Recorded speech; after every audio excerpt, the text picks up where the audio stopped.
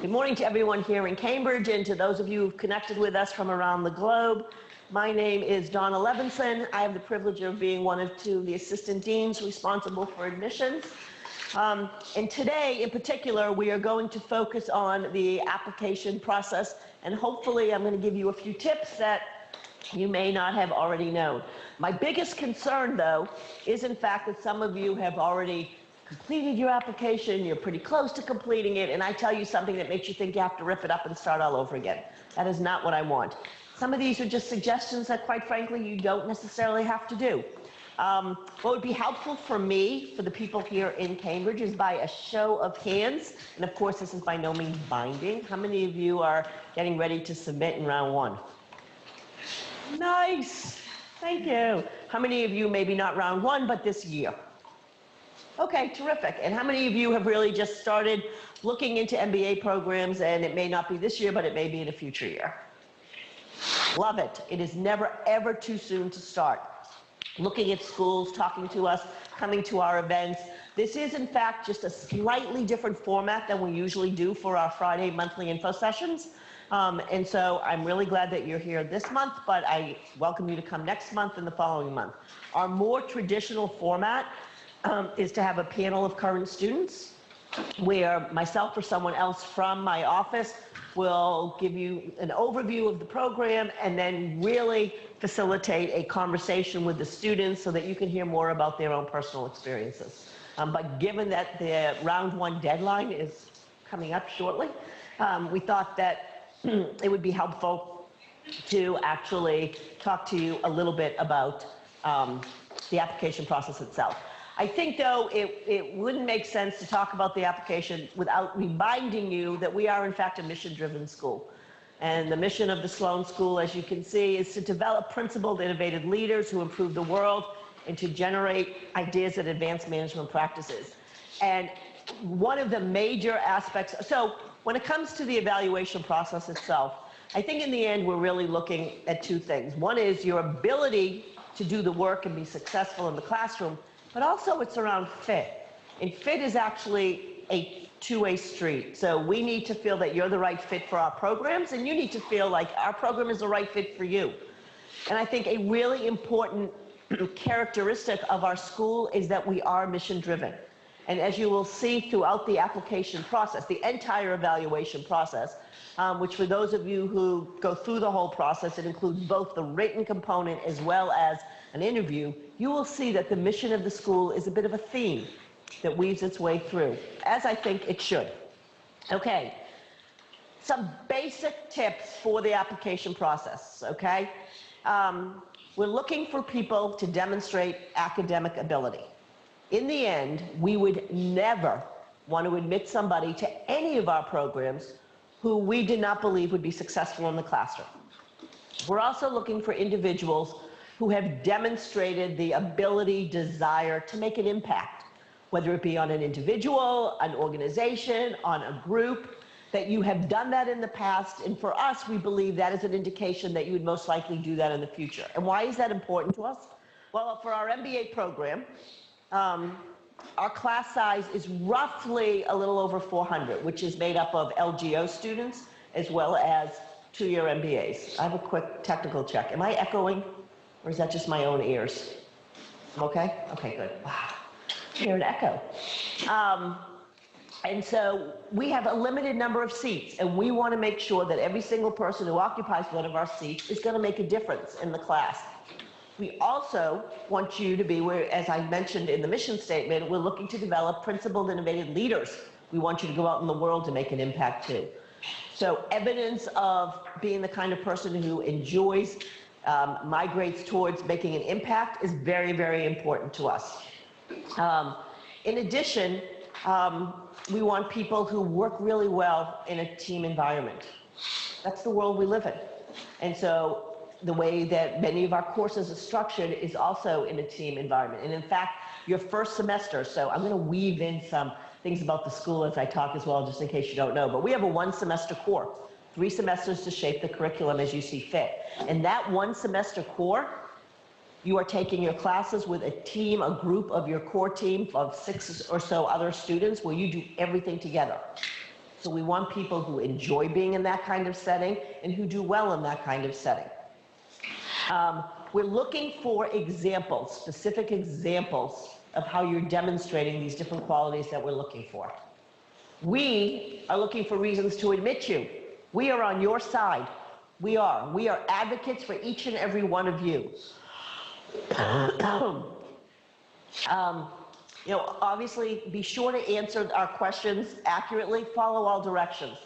But, and I have to be honest, and I think this is sort of also an indication of who we are as a school, we're not anal about it. And so, for example, if we ask for a 300-word cover letter, 302 words is not going to get you knocked out. 600 words, well, maybe you should rethink it, okay? So the bottom line is we want you to be you, and we want you to share with us who you are. Okay, application components. It consists of, and I'm going to go through each one of these in a little bit of detail because I really want to leave time for questions. And Rich, you're going to facilitate questions from everybody around the globe too. So if you have questions and you're listening, please feel free to type it in, and we'll try to get to as many of the questions as we can. Application, extremely straightforward. We ask for a resume, a cover letter, a 60-second video statement, one of my favorite parts of the application, an org chart, academic transcripts from all schools that contributed to you receiving your degree or degrees, a valid GMAT or GRE score, we do not care, one letter of recommendation. That's a big change this year. We've gone down to one, and as a result of that, we're now asking for 2 references that we may or may not reach out to. I'll go into that in a little bit more detail. All right. I put these 3 sections together, the application components, the resume, the cover letter, and the video statement, because to me, these 3 components together should be telling us your story. The resume is your academic, is your professional history. The video statement, I think, should be your personal, about you, the individual. And the cover letter is why MIT Sloan. And so these 3 things together tells us your story. Let's look at each one of them in a little more detail. The resume, it's a business resume, not an academic one. 1 to 2 pages, but again, if you go a little bit over, that's fine, but we don't want 10 pages. We want employment history in reverse chronological order. And we're asking you not to have your name or your address or your contact information on this. There's no mystery to this. This is simply because we may have a desire to maintain it down the road, and we just, for archival purposes, we don't want it on there. There's no other reason. There's no mystery to it. We've gotten lots of questions about that. It's just easier for us down the road. Your cover letter. Explain why you want to place a seat in the MIT Sloan MBA class. One piece of advice here, because I know it's only 300 words, is don't restate portions of our website as a justification. Now, I know in order to tie it all together, you're going to have to perhaps talk about the mission. You're going to have to talk about perhaps healthcare or sustainability or something that's really strong at Sloan. I get that. But try to be brief in that, what we really want to know about you and why you feel MIT Sloan is the right school for you. It should be fairly traditional cover letter. You're addressing it to Dr. Rod Garcia and to myself. So it's a formal letter. And then it's really your chance to sell yourself to us. We also know that in 300 words, there's no way that you can tell us everything. But you should tell us enough to leave us wanting to know more. And then finally, the video statement. 60 seconds. This is not meant to be a professional video at all. This is, you take your phone, if your arm is long enough, you tape yourself. If you have a selfie stick, you use it. If you have a good friend, you have him or her stand there and do it for you. It's 60 seconds, and it's an opportunity to introduce yourself to your future classmates.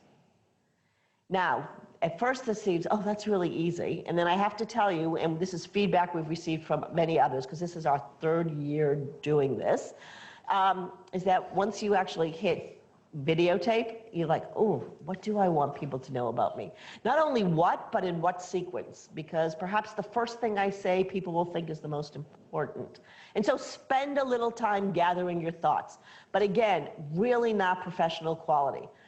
Some people over the last couple of years have gotten a little creative. They have. And so what does that mean? So for example, people who are passionate about skiing have chosen to actually tape themselves either on the top of a mountain or perhaps even on a ski lift.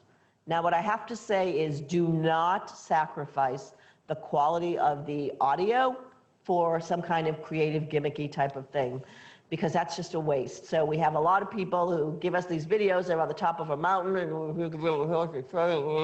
and that's just a waste because there are people skiing by them. So think about that. One that sticks out in my mind is there's somebody who really enjoys reading, and so he or she actually stood in front of a couple of banks of books, probably in a library. And so that's really it for the video statement, okay? The org chart. This is our second year with the org chart, and we get a lot of questions about the org chart. A better way to think about this might actually be almost like a relationship map. So stick yourself in the middle of the page, and then think about all of the people who may be reporting to you. And I'm sensitive to that point because people say, what if I don't have any direct reports? Does that mean I shouldn't apply? Absolutely not. So stick yourself in the middle of the page. With whom is your supervisor, and what does that structure look like? With whom do you maybe have contacts in other departments? You don't have to, don't look up online how to create an org chart and think that you have to conform to some kind of standard. In addition, if you work for a really large company, you don't want the entire company chart there, and we have to use a magnifying glass to find out where you are in this organization of 100,000. If you work for a consulting firm, we don't want you to take that standard org chart off the website that pretty much actually represents what a career path may look like with various titles. We want a great example for consultants might be an org chart off of a recent project that you were on. So again, where you are relative to other people. And it just helps provide some context for us in terms of your role, responsibilities, and the different types of people with whom you interact. Transcripts from all schools that contributed to you receiving your degrees. And we word it that way because we know many people during their undergrad may actually do a semester or a year abroad. And we want to see those grades. And every university handles that slightly differently.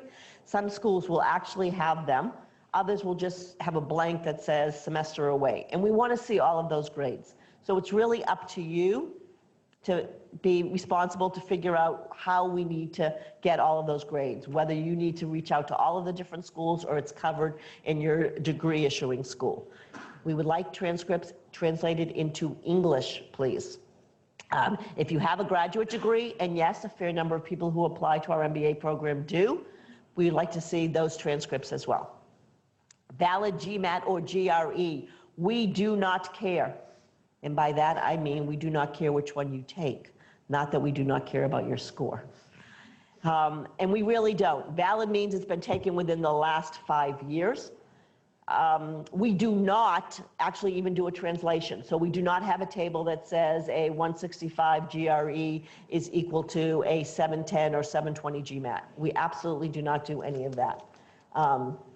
You take either, and we assess each one of them on their own.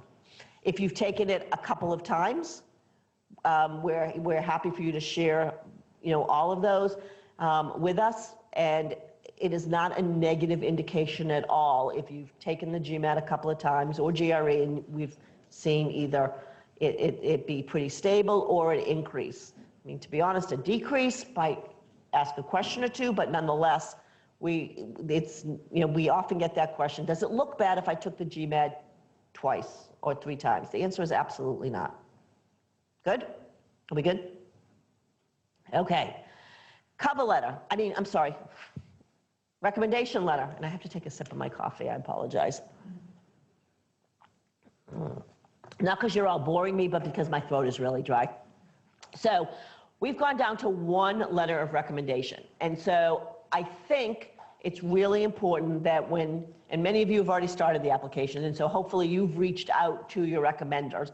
But for those of you who are perhaps looking ahead, this should be one of the first things you do, is to think about, who do I want as my recommender, and to connect with him or her. And when thinking about a recommender, what you should be thinking about is somebody who is a champion for you and your cause. And by that, I mean your cause to go to business school. Somebody who knows you well enough to take the time to write a thoughtful and meaningful and somewhat detailed letter of recommendation. Ideally, it's a supervisor, whether a current supervisor or perhaps a former one, but not from 5 years ago, from maybe a year or so ago. Having said that, we completely understand that you may not be in a position right now where you want your supervisor to know that you're applying to business school. That is a very common situation. And so perhaps it's somebody else, either within that organization that you trust, a trusted advisor or mentor, or it's from a previous job.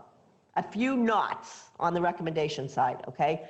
Do not ask a friend or a family member. These are not character references. These are really recommendations. These are professional recommendations. And this is a big and, do not agree to write even a draft of the recommendation for the recommender. So what we have heard from many, both recommenders as well as applicants, is that the situation will arise where somebody will ask somebody else to write a recommendation, and the conversation is, I would be more than happy to. However, I'm so busy. Would you mind, taking a stab at a draft for me? Don't do that. We actually have software built into our application tool that can assess like common phraseologies and things and potentially raise a flag. And while that in itself may not be a knockout factor, it's just not something that you want sort of looming over you. Use us as the bad guys. Say to that person, I have been explicitly told not to write a draft. Now, feel free to give them your resume, even your cover letter if that's done. Sit down with him or her. Let them know why you want to go to business school. Because having this conversation with them will stick in their head, and a lot of things will sort of be subliminally reinforced in their recommendation letter. Now, given that we've gone to only one letter of recommendation, we thought about it and said, what if we have a candidate who, for the most part, we think would be a good fit, but we still have some looming questions that in the past, perhaps a second recommendation may have addressed. And so that's why we're asking you for 2 references. There is a very good chance that we will never reach out to any of your references. But think about references in a similar fashion to recommendations and to recommenders. These are people who know you from a professional standpoint and who can speak to the work that you do, the contribution that you make at work. You should definitely give them a heads up that you are sharing their name and contact information with us. In the event that we would ever reach out to them, we would never catch them off guard. So we would send them an email. Hi, this is Dawna Levenson from MIT Sloan. Alexis Marcus has applied to our program and has given us your name and contact information as a reference. Would you be able to schedule a call with me in the next couple of days? Okay? Great. All right. So what happens? You submit your application by the deadline, and I have a slide that shows all of our deadlines. A frequent question that we get is, does it matter whether or not I submit my application on September 20th, which is today, or October 1st? Do I somehow get a leg up if I submit it early? The truth is no. We wait till the deadline to start actually reviewing applications. Now, if it's all done, feel free to hit submit. Who knows, it could be a technical glitch, whatever, but nonetheless, from our standpoint, we don't start reviewing until the next day. We review all applications, and then a subset of people are invited for an interview. Interviews are by invitation only and are the required next step in the process. Our interviews are face-to-face. We work very hard to be able to do that. Only on a really rare circumstance do we perhaps do a Skype interview with somebody who may have been ill or may actually be serving in the military, but we work very hard for them to be face-to-face. We also work really hard to give you as much advance notice as possible. So interview invites are sent out at least 1 week before that first interview, which is scheduled. Interviews are held here in Cambridge, as well as in hub cities around the globe. Interviews are conducted by members of our admissions committee. They are not conducted by students, and they are not conducted by a core group of alumni. They are conducted by us. On your application, you will have the option to pick the 3 cities that are closest to you. To pick 3 cities where you may be interested in doing your interview, and you need to think about sort of where you might be at that time frame, depending on what round you applied in, to be, say I'm going to be in Hong Kong. I know, during that time of the interviews, I would love to have my interview there. Regardless, everyone who is invited for an interview is invited to come here to Cambridge. That is always an option for you. And for people for whom you've never been to campus, it's really a great opportunity to come to campus, do your interview. Depending on what day it is, you could actually participate in our visit program. Regardless, we have arranged for lunch with current students, so it's a great way to really expand your experience. Okay? If you're invited for an interview, you will also be asked to submit an additional essay 24 hours prior to your interview date. That essay is a little bit about our mission statement, and also it expands a little bit. So we believe that in order to truly execute on our mission, we need to create an incredibly diverse student body. And we're asking you how in the past you may have contributed to the diversity of a group or organization. And we ask you to submit that 24 hours prior to your interview. The interview itself, to me, is more like a conversation. It can last, we say around 30 minutes. So I hate putting that on paper because we actually, by the way, read all the blogs that you all write about us. We do. And so we've seen in the past people say things like, my interview with Dawna was 22 minutes. Does that mean she didn't like me? The truth is, you never know. These interviews take on a life of their own. I could have decided I thought you were a perfect fit in 22 minutes. I could have decided you were a perfect fit in 2 minutes. I could have decided, you know what? I don't want to say that. But nonetheless, you get my point. So the actual time, it's around 30 minutes. Interviews usually take on a format of having 3 sections. The first section being we have follow-up questions from the application itself. We may want to drill down on something that you said in your cover letter. We may be looking at your employment history and see that there's a hole or something that we want to fill in. And so we start off by asking you probing questions about your application itself. We'll then ask you a series of behavioral questions. So this is built on the premise that we believe that your past behaviors are an indication of your potential future successes. And so we're asking you questions about things you have done in the past. Tell me about a time where you had to convince an individual or a group to do something your way, and everybody was not on board. They wanted to really go another way. So what was the situation? How did you try to convince them? Were you successful? Of course, this was now one of my favorite questions, and I can no longer ask it because we have hundreds of people who know I like to ask that question. So if you interview with me, I will not ask that question. But we ask a series of these questions. And again, we have the flexibility to let the responses to these questions take us in many different directions. And then finally, we give you the opportunity to ask us questions. And I would encourage you to come into the room prepared with a few questions. And these are questions that should not be easily solved or easily answered on our website. So don't ask us about the class size. I'm telling you right now, it's around 400. In fact, our current class that just started 2 weeks ago is 416, which is made up of 371 two-year MBA students and another 45, does that add up? Yep, another 45 LGO students, LGO Leaders for Global Operations. And so don't ask questions like that. Ask questions that are perhaps a little bit more personal about you, the experience that you hope to have, how you might be able to shape that experience. That's it. Pretty easy, right? Okay. That's the process.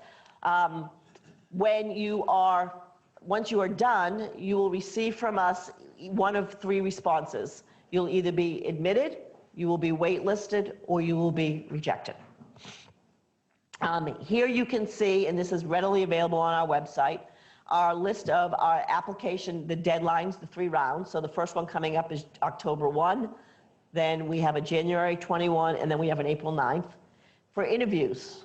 So if you're applying in round 1, you can expect to be given the opportunity to interview between the last week of October, the 28th, through the very first week in December.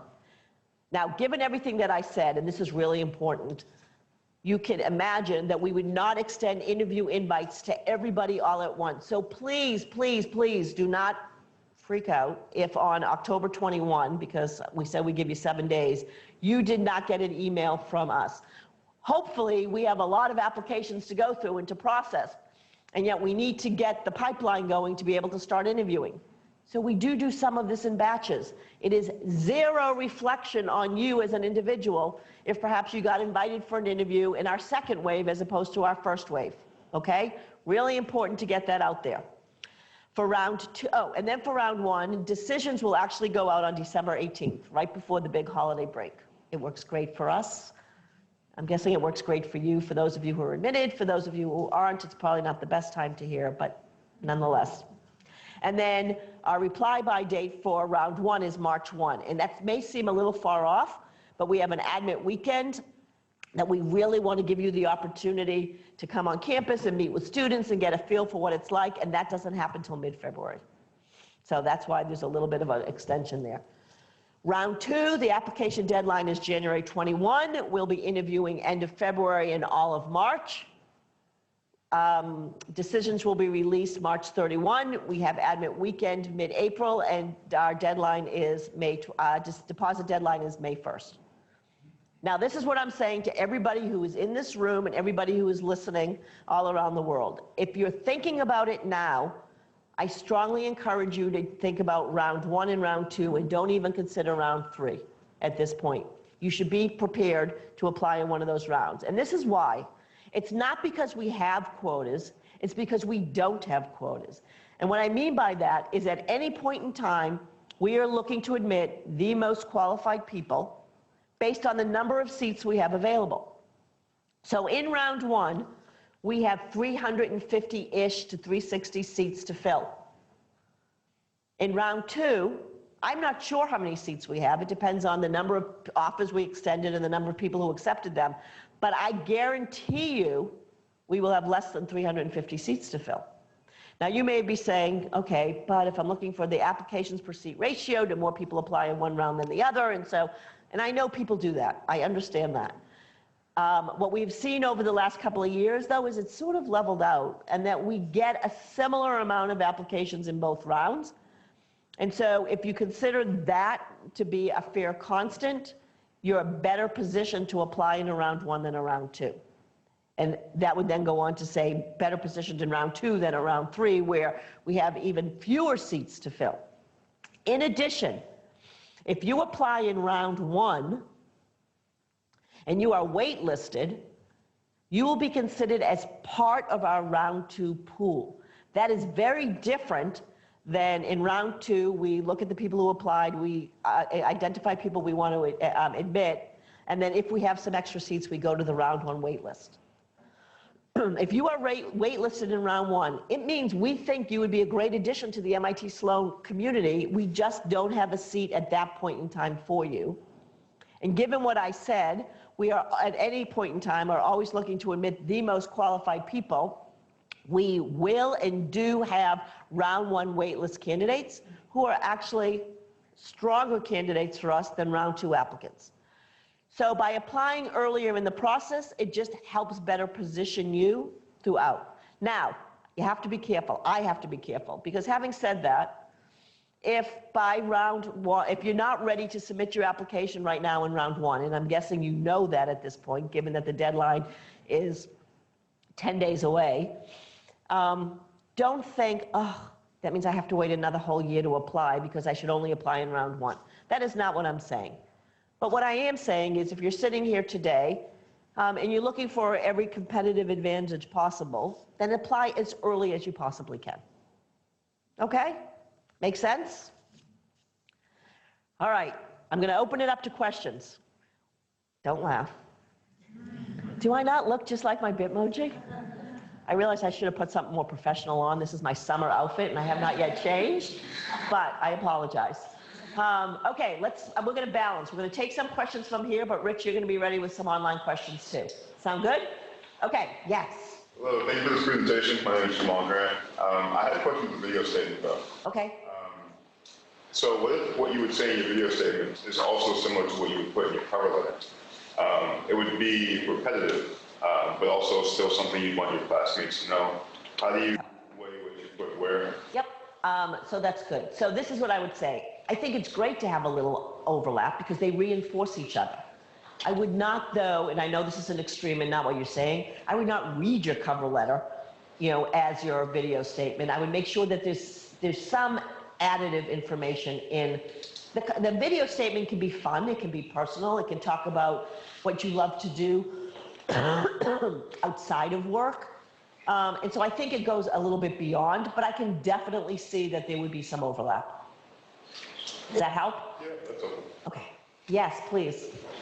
In the way back. I might repeat your question just so the people who are checked in live stream can hear. Go ahead. When we get our interview email, could we change it? Like, for example, if it's like around Thanksgiving, the time period, can we contact you, or is it like a hard interview that we have to do it? So I love that question, and I'm going to expand on it a little bit. So thank you very much. So what happens is when you get the interview invite, you actually get access to a range of dates.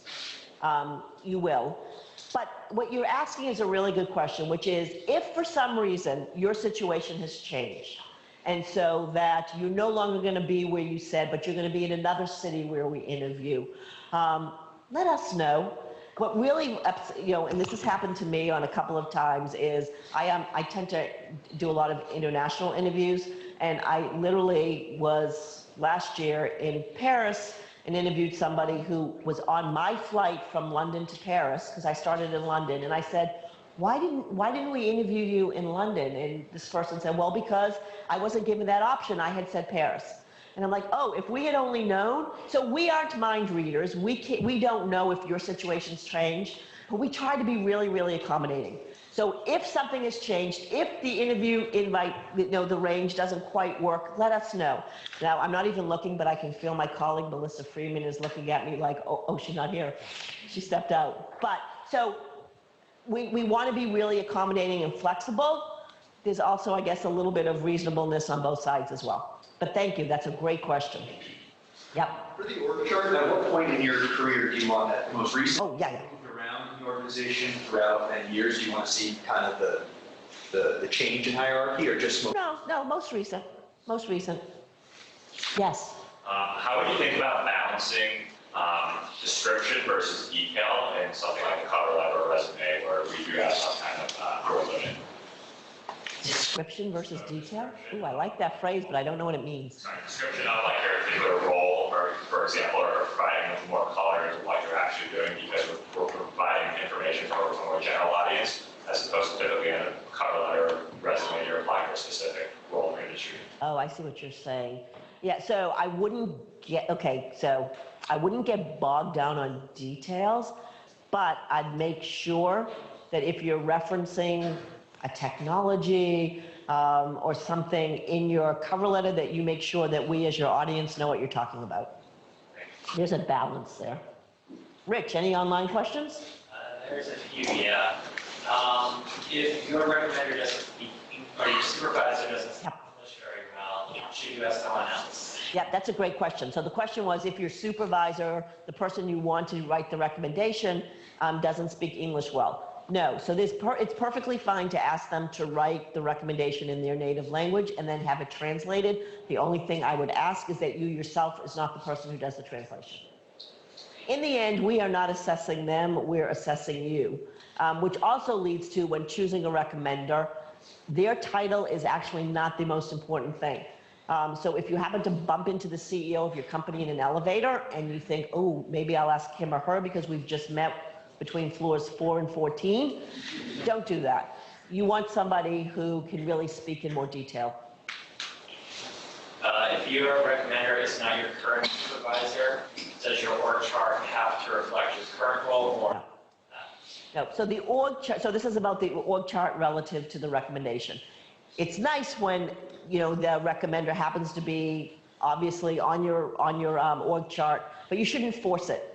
They're actually, you should think about who you want for the recommender. Again, we talked about it may not, you know, your immediate supervisor, you just may not be ready to tell him or her. If it makes sense for the recommender to somehow be placed on the org chart, that's fine, but if not, don't force it. In the recommendation letter, it asks how they know you, so it sets some context for us in the recommendation. Other questions in the room? Yes? If you get admitted for this year, could you possibly defer by a year? So we grant deferrals on a case-by-case basis. Yes? Like, is there any sectoral preference for the candidates applying, like do you prefer the mix, or you look for the whosoever fits into your criteria?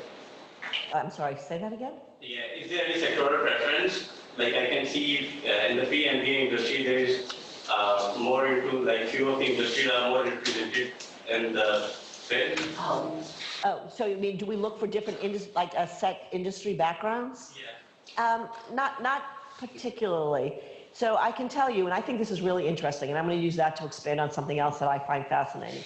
It's not only even the industry, but even the work experience. So I'm pretty sure if you've all been doing your homework, if you looked at our fact sheet, you'll see that it says on average 5 years of work experience. And we list the industries that people come from and the undergraduate majors that they come from. And this is one of my new favorite analogies. So to me, that's more the thermometer as opposed to the thermostat. And what I mean by that is that's more interesting data that profiles who ended up being in our program. Those aren't necessarily drivers for people getting there. And what's really interesting is for work experience, there is nowhere on our reader or our interviewer scorecard that says, how many years of work experience does this person have? And based on that, we give it some kind of score. But what does happen is, based on the different, we call them competencies that we are looking for in individuals, whether it be leadership or relationship building, it usually takes a certain number of years of work experience to be able to actually demonstrate those different qualities. So it's really interesting. Did that help? Yeah. Okay. Yes. So given the application is pretty condensed, do you have any guidance on balancing, like what our contribution to the class versus why Sloan's do fit and personal things? Yeah, so I think, and it took me a little while to get there, but it's exactly, that is the personal things, I think, focus on the video. Contribution that you hope to make, I think that's good cover letter material. Work history is resume. Think about it that way. Now, the other thing that's really helpful, thank you for bringing that up, is to ask somebody close to you to review your materials. Ask them if it sounds like you. Sometimes you get so caught up in like the minutia of every word, every detail. Sometimes you deviate from who you really are. Ideally, you should ask two people. Somebody who knows you really well, ask them to look at your cover letter, ask them to perhaps view your video and say, is this the me you know and love? But also ask somebody who doesn't necessarily know you that well. If you can find somebody who you are beginning to trust and doesn't know you that well, ask them to read your cover letter, ask them to watch your video, and then ask them, all right, who am I? And see if you're portraying the kind of person and the information that you want. Yes? In terms of qualifying for a scholarship, doesn't matter whether you decide for applying for round 1, 2, or 3? Great question. So fellowship, we have a fair amount of fellowship that we distribute every year. It is merit-based, and we have fellowship available throughout. We do. Yes? Is there a preference between recommendation letters from academic purposes versus industry? Yes. So for the 2-year MBA, our preference would be professional. Now, having said that, perhaps, and we do have PhDs who apply who have actually spent most of their time in academia, and then in that case, an academic reference may actually be appropriate. For the majority of people, though, who've been out in the workforce for a period of time, it would be more professional. Yes. Is there any way we should prep the other two recommenders for questions that they may get asked? I actually think it's similar to your written recommendation. So I think, so the question was the two references, how should you prep them? I think it's great to share your resume, to perhaps share your cover letter, to let them know why you're applying to business school, let them know why you chose them as your two references. And so there's no surprises. Yep. I'm curious about the org chart. One, can you have more than one org chart if you're part of two organizations? And if your recommender is in that chain of command, should they be highlighted in the org chart? Yeah, so definitely if your recommender is on your org chart, highlight them. So on face value, for me to say you should, so we really are only looking for one org chart. But, you know, of the 5,000 plus applications we get, I'm guessing there's a situation where somebody does really work for two organizations at the same time and it might make sense. I actually though don't know if we would have a technical limitation on that. I guess you could just include them in a single file and submit them. I think that's up to your discretion. If you really think it's appropriate, then I think you should do it. Yes. Unofficial versus official transcript. Yep. Sometimes it's a process to get the official transcript. Yep. Can we send the unofficial? Yeah. In fact, we want unofficial is fine. Once you actually deposit, then we ask for the officials. Now it's all unofficial. You know, the copy that your parents have saved somewhere or framed, that's fine. Take a picture. Yep. Unofficial is totally fine. Yes. Given the instructions to redact name and address for resumes, how would you handle something like a publication that includes a name? Oh, so you can redact it for us, or we'll have to go through and redact it eventually. Okay. Yep.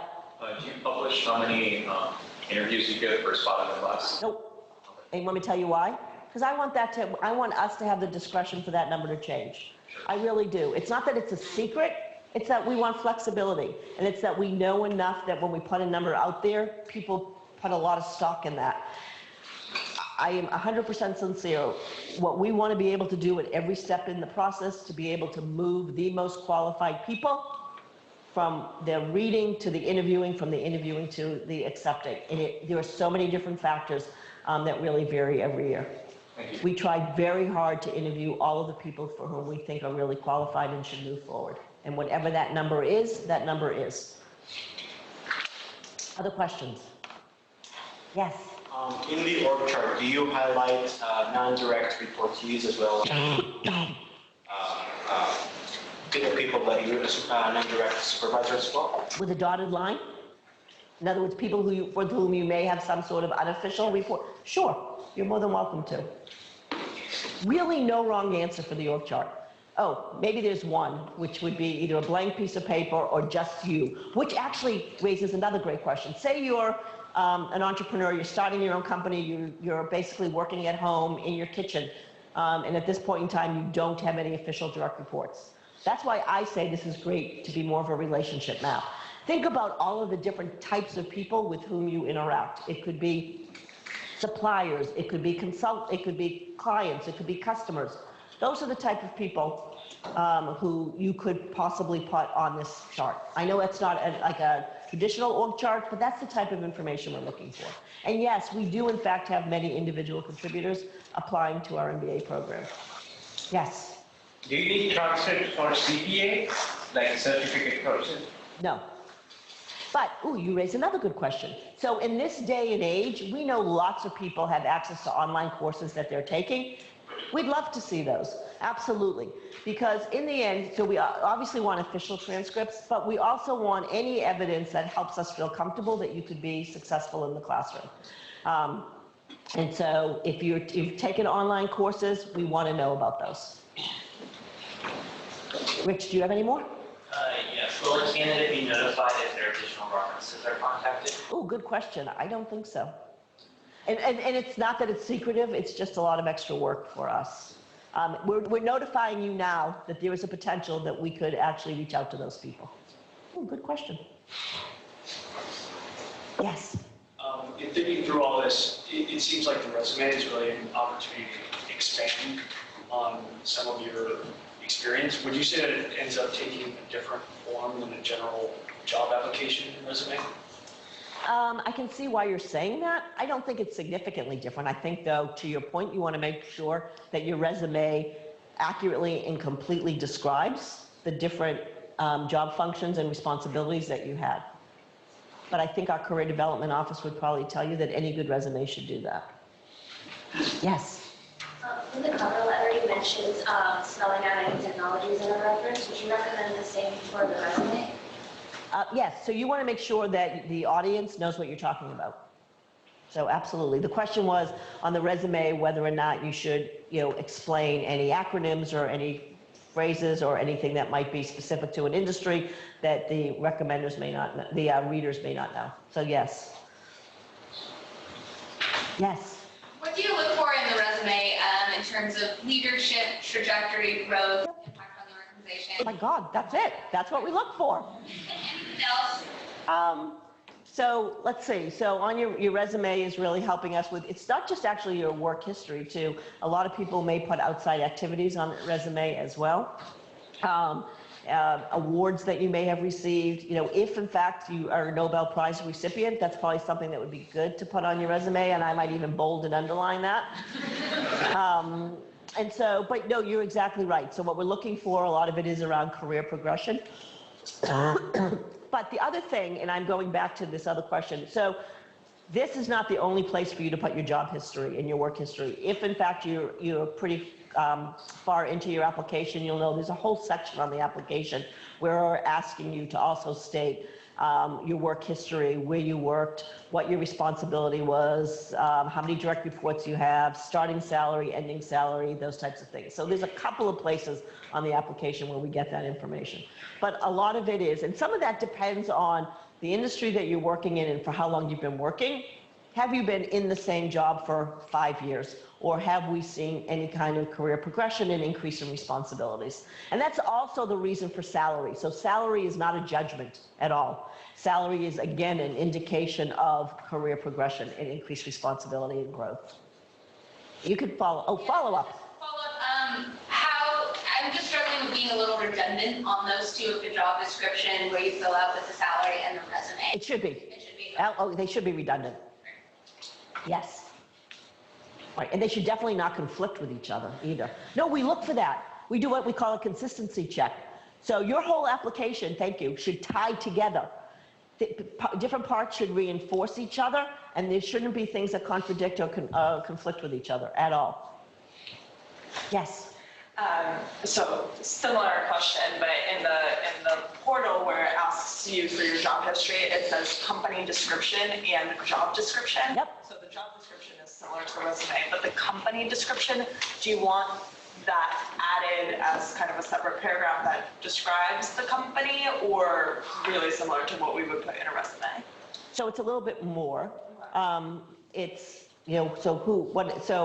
many companies we're familiar with, but not all. And so the company, what industry is it in?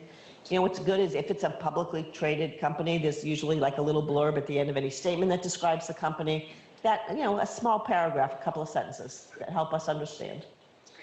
All right, I'm going to take 1 or 2 more questions. And the reason is we have to be out of this room by, I'm going to say 8:55, and I want to give time in case there's any personal questions that people have. I want to also introduce my colleague, Alexis Marcus. Alexis she joined us earlier this week, and she will be leading our evaluation team, and we are really delighted to have you here. And so she and I can answer questions that you may have. And so I'm going to take just a couple more. If you're an individual contributor, should you apply now or should you wait another year or 2 before you have more leadership or direct reports? Nope, so that's your call. We certainly do not specifically look for direct reports. When we talk about leadership, we're talking about your ability to influence or convince others. You must have to do that as an individual contributor. So tell us how you do that. 1 more. I could do this all day. 1 more. Go ahead. I'm so excited. I've heard in the past that to avoid talking about career aspirations within the cover letter. Yeah. First, is that true? And second, if so, is that more, don't spend too much time saying I want to be the CEO of X and it's okay to broadly frame it? Yep. So I think it's more the latter of what you said. So you are correct. We take, as you can see, there is no specific question on our application that says, why do you want to go to business school and what do you want to do afterwards? Because part of it is because that could change. And in fact, it changed for many people who actually come to Sloan. However, I think it's hard to write a cover letter and tell us why MIT Sloan is the best school for you without addressing that a little bit. So I totally understand that. But you don't certainly have to go into depth. It's obviously not binding. It's more, though, to help us. So, for example, and I give this extreme example, if your passion in life is a foreign language and you want to go on and get a graduate degree in a foreign language to be able to then pursue a career in, teaching a foreign language, well, this is not the right place for you. And so I think it's helpful to understand a little bit, but again, to your point, I would not devote a whole lot of time to it. All right, I'm going to finish up. So we have a handful of events coming up. Even if once you apply, I think it's great to continue to stay engaged, to learn more about us. And so what I have highlighted here is just a few of our upcoming events. We're hosting a Sloan on the Road here next week on the 24th. And so our Sloan on the Roads, on the 25th. Our Sloan on the Roads have a format which is similar to our info sessions, but with an alumni panel. That will be moderated by my colleague Jen Barba. On the 24th, actually, I'll be in New York City with Tommaso Canetta, and we'll be hosting a Sloan on the Road there. October 4th, you can come back in for another on-campus info session with our homemade breads. And then we have lots of other events scheduled. We have our Visit Day program where you can come, sit in on a class, have lunch with current students. We have some specific visit days planned around women and vets and our LGBTQ communities. And so please go on the message really is, go on our website, look at our upcoming events this fall. Please stay engaged and connected with us. What should your next steps be? Well, hopefully for all of you who are in this room, you've taken some of these already. You've looked at our program. You've registered your interest with us online so we can start sending you all of our emails. If they ever get to be too much, send us an email and say, whoa, that's a lot. Continue to work on your applications. Keep coming back, info sessions. And for those of you who've connected online, we live stream every on-campus info session. So please come back. And in fact, the Cambridge Sloan on the Road is also going to be live streamed. I'm looking over to Rich to make sure that's true, but yes. We, myself, Alexis, our entire team look forward to receiving each and every one of your applications. So thank you.